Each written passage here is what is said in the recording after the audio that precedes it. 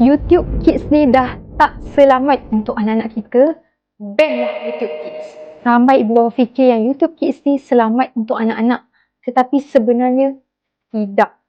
Ada kandungan dalam YouTube Kids ni yang nampak macam mesra kanak-kanak.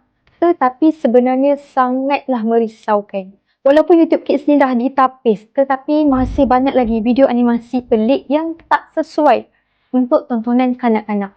Contohnya, ada watak yang kartun dibuat benda tak senonoh yang tak patut ditonton oleh budak kecil. Ada video yang nampak macam kartun biasa, tapi ada adegan ganas, ajak bunuh diri dan ada adegan dewasa.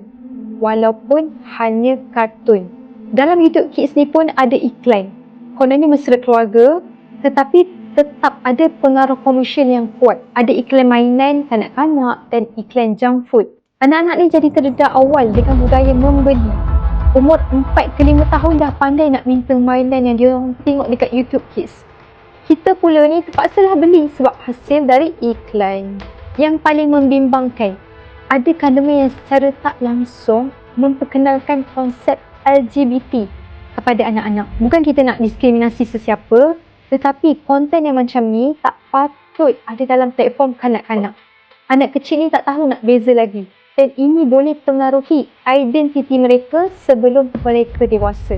Bukan tu je, ada juga animasi yang sebenarnya dibuat untuk orang dewasa. Tapi dilepas masuk YouTube Kids hanya sebab dia nampak macam kartun. Kita ni sebagai ibu bapa kadang terlalu sibuk sangat dan kita bagi anak tengok sebab kita nak buat kerja lah atau nak urus rumah. Tapi bila kita tak tapis apa yang mereka lihat, kita sendiri biarkan mereka tonton benda yang melalaikan. Bukan semua kandungan di YouTube Kids ni sesuai untuk anak-anak. Jangan ambil mudah. Jadilah ibu bapa yang celik digital. Ambil tahu apa anak-anak kita tengok. Anak-anak kita ni amanah.